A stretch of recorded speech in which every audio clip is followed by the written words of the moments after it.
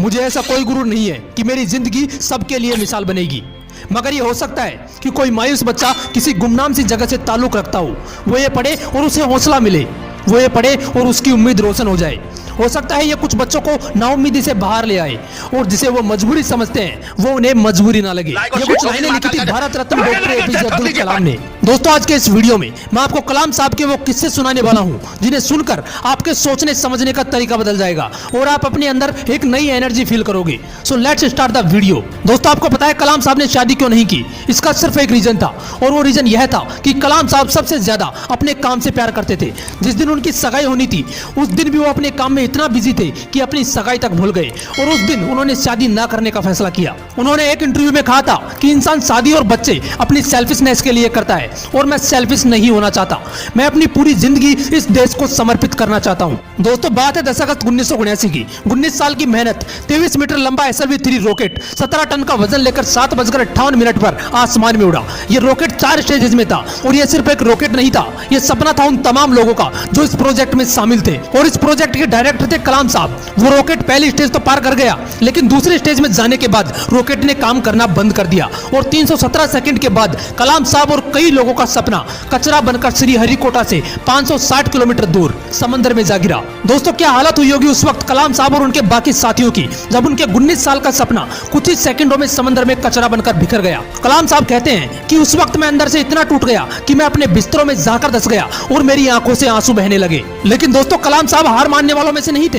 वो कहते थे कि पहाड़ की चोटी पर उतरने से पहाड़ पर चढ़ने का तजुर्बा नहीं मिलता, जिंदगी पहाड़ की चढ़ानों पर मिलती है, चोटी पर नहीं। कलाम साहब भी इसी तरह एक एक कदम आगे बढ़ाते रहे और दोस्तों, एक साल बाद 18 जुलाई 1980 सुबह 8:03 पर हिंदुस्तान का पहला सैटेलाइट रोहिणी अंतरिक्ष की ओर निकल पड़ा और अगले 2 मिनट के अंदर रोहिणी सैटेलाइट अंतरिक्ष में था। कलाम साहब ने लिखा है कि उन्होंने उस दिन अपनी जिंदगी के सबसे अहम अल्फाज अदा किए क्योंकि उस दिन उनके 20 साल की मेहनत अंतरिक्ष में थी। दोस्तों, उस दिन हमारा देश उन मुल्कों में शामिल हो गया जिनके पास खुद का सैटेलाइट लॉन्च करने की ताकत थी। यह सब हो पाया एक इंसान के मेहनत की बदौलत। दोस्तों, जब कलाम साहब को राष्ट्रपति चुना गया तो उनके स्वागत के लिए जोरों शोरों से तैयारियां की गई। राष्ट्रपति भवन को बहुत ही खूबसूरत तरीके से सजाया गया, लेकिन ये बहुत कम लोग जानते हैं कि जब कलाम साहब वहां पहुंचे तो वो सिर्फ 2 सूटकेस लेकर पहुंचे।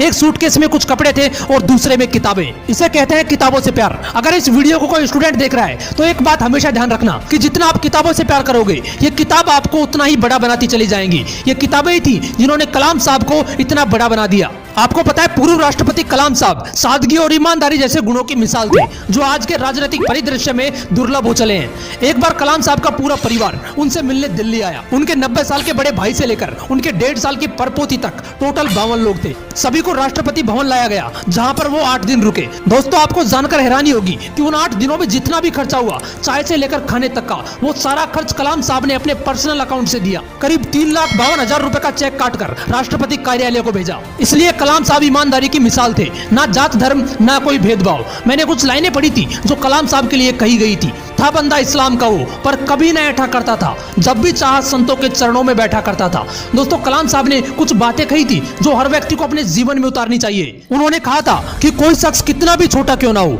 उसे हौसला नहीं छोड़ना चाहिए। मुश्किलें जिंदगी का हिस्सा हैं और तकलीफें कामयाबी की सच्चाइयां। खुदा ने यह वादा तो नहीं किया कि आसमान हमेशा नीला ही रहेगा, जिंदगी भर फूलों से भरी राहें मिलेंगी।